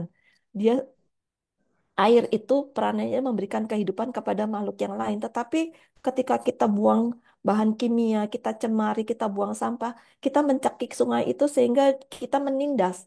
Dia tidak bisa lagi menjalankan perannya sebagaimana yang digariskan oleh penciptanya. Itu yang disebut dengan dosa ekologis. Ya ditinjau aja kalau kita melakukan perbuatan ini, apakah ada yang tertindas, gitu. Mengapa disebut dosa itu ya mungkin ya kalau kita udah dibilang dosa biasanya apalagi kita umat beragama, aduh saya takut nih berbuat dosa gitu. Tetapi kalau dosa itu juga bisa dijelaskan secara dengan nalar gitu. Karena kita memang merusak ekosistem, lalu akhirnya kita bunuh diri kan. Kemudian yang kedua tentang dikotomi, memang tidak perlu didikotomikan antara eh, ekologi dan teologi. Mengapa Thomas Berry itu bicara tentang kosmologi? Karena kalau kosmologi kita keliru, misalnya kita literally menganggap bahwa 7 hari itu kan cuma Senin, Selasa, Rabu, Kamis cuma 1 minggu. Gampang, Tuhan Maha Kuasa 7 hari. Jadi kok kita lupa bahwa prosesnya itu panjang. Kosmologinya keliru. Kalau kosmologi kita keliru, teologi kita keliru. Maka kita kemarin dikoreksi oleh Pater Martin, teologi kita kan menganggap bahwa kita itu membacanya kita berkuasa itu, kata berkuasa itu dalam tanda kutip pun salah paham gitu. Akibatnya secara teologis kita keliru. Maka ketika kita menerapkan eh, atau menjalankan kehidupan kita sebagai bagian dari suatu ekologi, kita juga keliru gitu. Maka perlu yang namanya reinterpretasi teologis tentang bagaimana kita memahami peran kita di alam semesta, khususnya di bumi. Begitu kira-kira. Semoga menjawab pertanyaan. Lalu ayat yang terakhir dari Mika, ada satu ayat dari kitab Ayub, saya lupa Ayub berapa. Bahkan kita itu saking kita begitu dekatnya satu sama lain itu sering ada situ. Maka bertanyalah engkau kepada ikan, kepada burung-burung, maka akan diberinya engkau pengertian. Karena apa? Karena mereka itu hidupnya kan sangat sangat sejalan dengan irama bumi, dengan prinsip bumi. Kita lihat hidup mereka, kita bisa banyak belajar dari makhluk hidup di sekeliling kita gitu. Jadi sebetulnya belajar dari bumi-bumi itu juga sekolah yang utama buat kita. Kita observasi, kita diam mendengarkan mengapa, maka perlu waktu untuk mendengarkan, eh, memperhatikan pengajaran apa yang kita dapat dari saudara-saudari kita ciptaan. Gitu. Ya, terima kasih Suster Ami. Kita masih punya waktu sekitar 10 menit lagi. Mudah-mudahan Suster masih berkenan ya, menambah energi kita untuk makin sayang bumi, untuk makin berubah gitu ya, dari pikiran, hati, dan kemudian tindakan, biar nggak cuma omon-omon. Nah, ini ada komentar, tapi saya pikir juga mohon bisa untuk diperkuat atau dilihat dari sudut pandang Suster Ami. Ide perlu masuk ini dalam kurikulum sekolah dasar untuk membangun pemikiran dan spiritualitas ekologi, karena nggak mudah mengubah sesuatu yang sudah terbiasa kita lakukan dari kecil gitu ya, ada pembiasaan. Yang kedua, ada ide nih Sus, gimana kalau misalnya ada pemaksaan koersif ya, buat undang-undang untuk tidak menyediakan wadah di minimarket atau pasar. Kita udah ya, pembeli harus bawa wadah sendiri. Nah mungkin ini beliau menanyakan ini hal-hal yang sifatnya ada yang praktis, ada kemudian kita harus mengubah nih, terutama maksudnya untuk generasi-generasi tertentu supaya bumi kita bisa menjadi lebih aman bagi kita semua. Ya, kurikulum sekolah jelas penting dan sekarang kan ada sekolah adiwiyata, lalu ada universitas eh, yang mencoba mencanangkan Universitas Laudato Si di Atmajaya kalau nggak salah. Kemudian Pak Budi kemarin sempat kirim WA juga sedang berusaha supaya di Universitas Paramadina menjadi universitas yang juga peduli bumi gitu ya. Memang perlu masuk dalam kurikulum sekolah karena tadi faktor-faktor edukasi dan eh, sistem ekonomi kita itu semuanya tidak mengacu kepada prinsip-prinsip bumi. Yang kedua, misalnya ini pertanyaan kedua tentang undang-undang. Begini, ada satu istilah yang namanya Earth Jurisprudence atau jurisprudensi bumi. Jadi jurisprudensi bumi itu adalah isinya tentang hukum-hukum tentang tentang bumi, tentang ada tentang sustainabilitas, ada macam-macam di situ. Nah, yang namanya Earth Jurisprudence ini atau jurisprudensi bumi ini harusnya dia payung yang paling atas. Jadi semua hukum-hukum yang lain itu harusnya mengacu ke sana. Kalau di Indonesia kan ibaratnya undang-undang kita itu harus mengacu kepada UUD ya, Undang-Undang Dasar. Nah, nanti undang-undang yang turunan-turunannya itu mengacu kepada UUD ini sebagai undang-undang yang konstitusi dasar. Nah, konstitusi yang paling dasar dalam kehidupan adalah konstitusi bumi. Dari mana kita tahu? Yaitu tadi dari mengamati, dari belajar dan lain sebagainya. Maka konstitusi bumi ini harusnya menjadi payung dari segala hukum. Maka waktu kemarin ada pemilu itu kan diingatkan, pilihlah pemimpin yang juga memberikan ruang untuk lahirnya peraturan-peraturan undang-undang yang bisa membantu gitu. Jadi ada bukan tiga, ada empat institusi yang harus bekerja bersama untuk membentuk satu sistem yang lebih baik. Yang pertama adalah institusi pendidikan, lalu institusi hukum, yaitu tadi undang-undang, kemudian institusi ekonomi, perekonomian, sistem ekonomi yang sesuai dengan ekonomi bumi, di mana semua mendapatkan tempatnya, tidak hanya keuntungan eh, satu makhluk aja, dan yang satu lagi adalah institusi agama, religion. Nah, ini institusi agama nih sekarang kan sedang kita bahas nih, karena kita datangnya dari Bapak Paus ensiklik itu. Memang keempat-empatnya. Jadi dalam profesi Anda sekarang, teman-teman yang semua bekerja, apakah bekerjanya di institusi pendidikan, apakah bekerja di institusi hukum, apakah di institusi ekonomi, di perusahaan-perusahaan, apakah sebagai anggota religius seperti saya, suster, romo, bruder, dan lain sebagainya, apa yang bisa kita kita kontribusikan? Gitu. Iya. Terima kasih, Suster. Ini masih ada dua nih, yang satu raise hand. Nanti saya persilahkan, tapi mohon singkatan padat. Kemudian ada satu lagi pertanyaan dari chatbox yang akan saya bacakan. Yang raise hand, kawan-kawan host, mohon dibantu. Bapak Januarius Yawabala dari Larantuka NTT. Wah, nun jauh di sana. Silakan. Ya, Selamat silakan. Mohon malam. singkatan padat. Ya, terima kasih. Selamat malam semua. Terima kasih untuk Suster yang telah memberikan pencerahan kita malam ini. Bagi kami yang tinggal di desa, ketika masuk ke wacana perubahan iklim dan dampaknya saat ini, lalu kita melihat seruan pertobatan ekologis ya, bagi kita yang ada di desa, itu semacamnya sangat tidak adil ya. Karena kalau kita melihat dari penyebab terbesar untuk perubahan iklim saat ini, yang membuat kita harus menanggung dosa ini, kalau kita lihat sebab terbesar, bukan pada orang desa, tetapi kita juga harus menanggung bersama. Maka saat ini kita menyerukan pertobatan ekologis. Saya melihat ketidakseimbangan ini akan terjadi ketika kita pertobatan ekologis personal melakukan sesuatu untuk mencintai bumi, di mana kita punya kontribusi kecil. Sementara yang punya kontribusi besar untuk merusak dunia, saya menggunakan istilah mungkin tidak tepat, tapi saya coba menghubungkan, perlu ada pertobatan ekologis kaum kapitalis dan pertobatan ekologis kekuasaan. Saya memberikan contoh begini. Sebelum kapitalisme itu dengan seluruh produknya yang mengancam bumi ini beredar, dia perlu mendapat izin dari kekuasaan.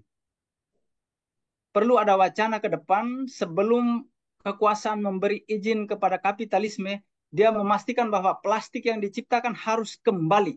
Jadi harus ada manajemen, satu sistem yang memastikan bahwa produk saya yang plastik ini, saya menciptakan satu sistem pasar yang harus dikembalikan ke perusahaan untuk didaur ulang.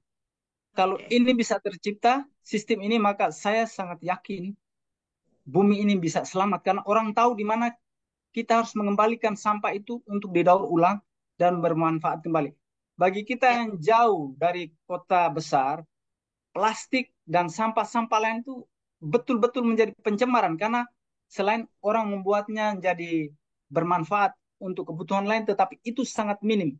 Semuanya hanya jadi sampah. Tetapi kalau itu mengandaikan ada sistem yang membuat dia kembali seperti di Eropa ya, itu berarti kita sangat menjaga. Dan pertobatan versi kapitalisme dan kekuasaan ini belum seimbang, sangat tidak seimbang dengan pertobatan ekologis personal yang sedang kita bicarakan ini. Saya kembalikan dan mohon tanggapan dari Suster. Terima kasih. Terima kasih, istilahnya menarik sekali ya. Jadi pertobatan kapitalis ini luar biasa. Ya, Suster, satu lagi saya baca yang di chat box ya, sebelum nanti dua hal ini langsung nanti mohon direspon oleh Suster Ami. Ini juga yang sering jadi pemikiran saya nih, sama nih, yang komentarnya bagus betul. Mohon pencerahan Suster Ami. Kita sering mendengar kita diharap beralih ke kendaraan listrik supaya nggak polusi. Namun untuk konteks Indonesia, apakah penggunaan kendaraan listrik itu percuma karena listriknya masih menggunakan pembangkit batu bara? Saya juga sering menanyakan ini. Jadi dua hal itu, Suster, mohon direspon. Kemudian saya mohon closing statement karena waktu kita sudah semakin dekat, sekitar 4 atau 5 menit lagi. Silakan Suster Amin. Baik, terima kasih Mbak.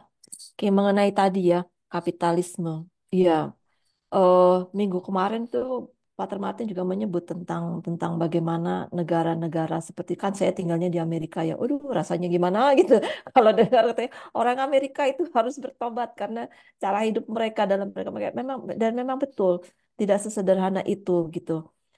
Pada saat yang bersamaan juga maka Bapak Paus itu juga menyebutkan kan di situ bagaimana caranya supaya keadilan ini bisa juga dirasakan atau eh, boleh dibilang bagaimana supaya orang-orang di negara-negara berkembang yang menderita juga mendapatkan kesempatan untuk memperbaiki taraf hidupnya gitu. Saya tidak bisa menjawab bagaimana caranya, Pak. Tetapi terus terang memang ada banyak sekali yang perlu kita pikirkan. Misalnya kita bicara tentang sistem kapitalisme ya. Selama kita itu juga masih ikut melestarikan sistem kapitalisme, itu nggak akan kemana-mana memang. Dan ini memang PR yang tidak akan selesai hanya dalam generasi kita. Kita akan mengalami masa-masa sulit dulu. Kita akan terus mengalami mungkin menderita dalam tanda kutip, bukan dalam tanda kutip lagi, memang menderita semakin panas dan lain sebagainya sebelum kita bisa naik lagi. Ini trennya memang masih terus menurun ya. Eh, dan kita juga akhirnya kembali lagi kepada kita memang dan saya sendiri pun juga saya tinggal di Amerika tetapi sangat-sangat berhati-hati sekali bagaimana menggunakan air, menggunakan listrik. Kita listrik di sini mungkin keuntungan kita privilege ya, kita dapat privilege di sini. Kita listriknya pakai pakai panel gitu. Itu pun juga hati-hati gitu. Sederhana aja kalau pagi bikin kopi satu cangkir masa sih saya perlu masak air segentong gitu misalnya hanya untuk bikin secangkir secangkir kopi misalnya itu menghabis-habiskan menghambur-hamburkan listrik misalnya dan lain sebagainya. Memang pertobatan sistem kapitalis ini adalah sistem yang sangat-sangat membuat kita akhirnya sampai kepada situasi yang sulit ini. Bagaimana caranya kapitalis ini bisa di handle gitu. Sekarang mulai banyak gerakan-gerakan yang mendukung mendukung yang kecil jadi UMKM. Kita bisa mulai dari ini kita sendiri ya. Misalnya kalau kita ada lihat ke sekeliling kita, kita belanja di pasar, ketimbang kita belanja di supermarket karena kita nyaman, itu kita belanja ke pasar. Kadang-kadang kita belanja ke pasar tuh kita nawar sampai kalau perlu sampai diperes gitu ya. Tapi kalau ke belanja ke supermarket kan kita nggak nawar. Itu artinya kan kita mendukung mendukung sistem kapitalis gitu. Kita tidak mendukung mereka-mereka yang berusaha untuk menciptakan sistem alternatif gitu. Itu hal yang sederhana gitu. Bersedia nggak kita membayar sedikit lebih lah untuk mereka-mereka yang berjualan di pasar yang mungkin harus bayar dipalak oleh apa preman untuk bayar kebersihan tuh kayak begitu gitu gitu. Jadi mulai dengan sistem-sistem yang sangat real yang bisa kita kerjakan sehari-hari sambil kita memang pelan-pelan memang kalau bicara sistem besar ini kayak ini kita aduh bagaimana nih caranya tapi kita bisa mulai dengan hal yang kecil. Maka tadi bioregionalisme di kantong-kantong kecil-kecil ini yang perlu kita fokuskan, kita hidupkan untuk menghadapi sistem yang besar gitu. Kemudian soal kendaraan listrik, bukan cuma kendaraan listrik juga sebetulnya Pak, banyak peralatan-peralatan lain barang-barang yang mendukung kita gitu. Kita memang perlu kritis ya seperti tadi. Kalau kita beli mobil listrik, tapi listriknya juga dari batu bara, emang lebih lebih akan lebih baik gitu. Bukankah akan lebih baik kalau kita memanage atau mengelola penggunaan kendaraan gitu. Kayak misalnya kita pakai kendaraan umum, kita mungkin kalau perlu jalan nggak perlu terlalu jauh, cuman mau pergi ke situ jalan kaki lah atau naik sepeda lah. Kan sekarang ini motor banyak nih motor-motor yang itu mau pergi cuman jarak 500 meter ini naik motor misalnya. Gitu. Jadi lebih memang banyak praktek-praktek yang tadi saya punya pilihan apa aja dari sekian pilihan yang mungkin tidak ideal, mana yang terbaik? Pilih aja itu gitu Kak. Walaupun butuh dengan sedikit pengorbanan gitu ya. Tapi memang sampai dengan titik ini itulah aksi-aksi kecil yang bisa kita lakukan, tapi aksi-aksi itu didasari oleh pemahaman dan ketulusan hati yang mendalam. Saya pikir itu akan lebih banyak berkontribusi ketimbang aksi karena kita seneng heboh sana sini gitu ya. Saya pikir itu aja. Ya, Statement terakhir ya, tetap semangat, jangan putus asa. Kalau belum kelihatan hasilnya, tetap tetap lakukan, tetap berjejaring, dan itu saja gitu. Saya tidak punya statement yang terlalu mendalam karena memang itu yang paling diperlukan. Tetap setia, tetap komitmen, tetap sabar dan eh, konsisten. Terima terima kasih, kasih Mbak Suster Tan. Ami sudah bersama-sama kita semangat betul gitu ya. Jadi apa yang dikatakan oleh Suster Ami tadi pada saat kita berbicara soal pertobatan ekologis, jangan lupa loh itu transformasi pikiran, hati agar terjadi perubahan otentik, nggak dibuat-buat nih dalam cara hidup dan tindakan. Kemudian tadi ada yang penting tadi bahwa itu bisa dilakukan nih dari diri sendiri, komunitas, ada 4 institusi, pendidikan, hukum, ekonomi, dan agama. Dan sabar, kata suster, karena betul-betul ini sesuatu yang tidak mudah, tapi tidak ada yang tidak mungkin. Kita di sini belajar untuk memungkinkan itu semua. Terima kasih kawan-kawan sekalian, Suster Ami, kita kasih tepuk tangan secara virtual, saya senang sekali. Terima Assalamualaikum kasih. warahmatullahi wabarakatuh, selamat malam, selamat pagi untuk Assalamualaikum. saya serahkan kepada kawan, Ibu Joyce, silahkan. Ya, terima kasih. Terima kasih sekali lagi buat Suster Ami yang membuat kepala saya rada pening nih. Kayaknya banyak banget yang mesti direnungkan gitu ya. Juga untuk Mbak Tami yang super semangat hari ini menjadi moderator malam ini. Oke, kita ada di penghujung acara. Sebelumnya apakah ada pengumuman dari pengurus dari Mas Lilik mungkin? Ya, sedikit Bu Joyce. Silahkan. Eh, paling sedikit pengumumannya itu saya melihat untuk G-Form pretest itu masih banyak yang belum mengisi.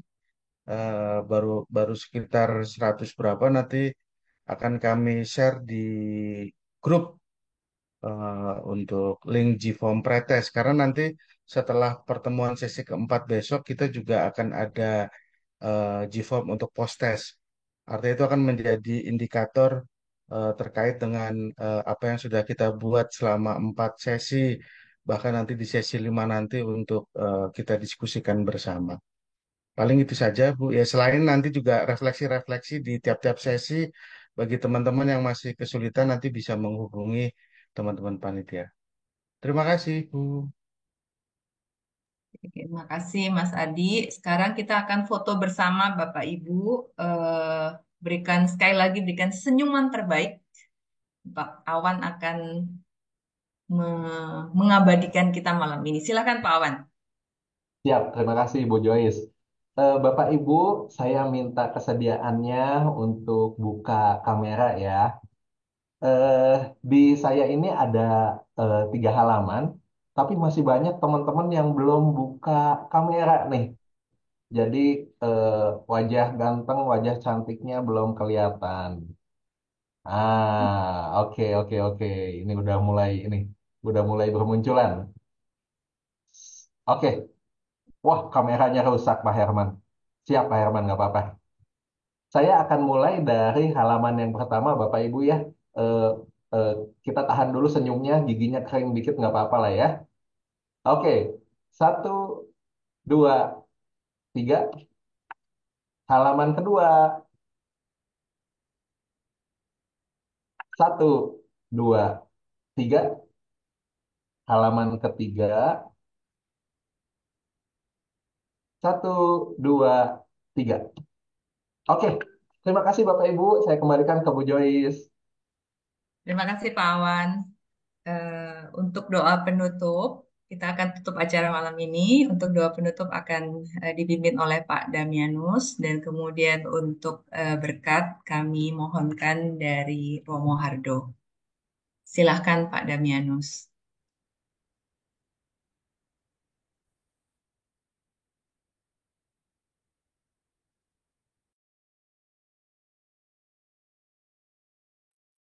Masih mute. Suaranya Pak ya. Ya. Saudari-saudara, Ibu Bapak, Suster Romo, mari kita tutup pertemuan kita ini dengan doa. Saya memimpin doa ini secara Katolik, dan dengan penuh kasih kami mohon Ibu Bapak yang bukan Katolik menyesuaikan. Kita berdoa dalam nama Bapa, Putra, dan Roh Kudus. Amin. Doa untuk bumi kita. Allah yang Maha Kuasa, Engkau hadir di segenap alam raya, di setiap makhlukmu yang terkecil. Engkau memeluk semua yang ada dengan kelembutan jiwamu. Taburilah kami dengan daya cintamu, agar kami mampu melindungi indahnya kehidupan. Penuhi kami dengan damai-Mu, agar kami dapat hidup bersaudara tanpa membawa kerugian bagi siapapun. Allah kaum Bapa, tolonglah kami untuk menyelamatkan mereka yang tersisih dan terlupa di bumi ini. Mereka yang begitu berharga di mata-Mu. Sembuhkanlah kehidupan kami, agar kami mampu melindungi bumi, bukan malah menjarahnya.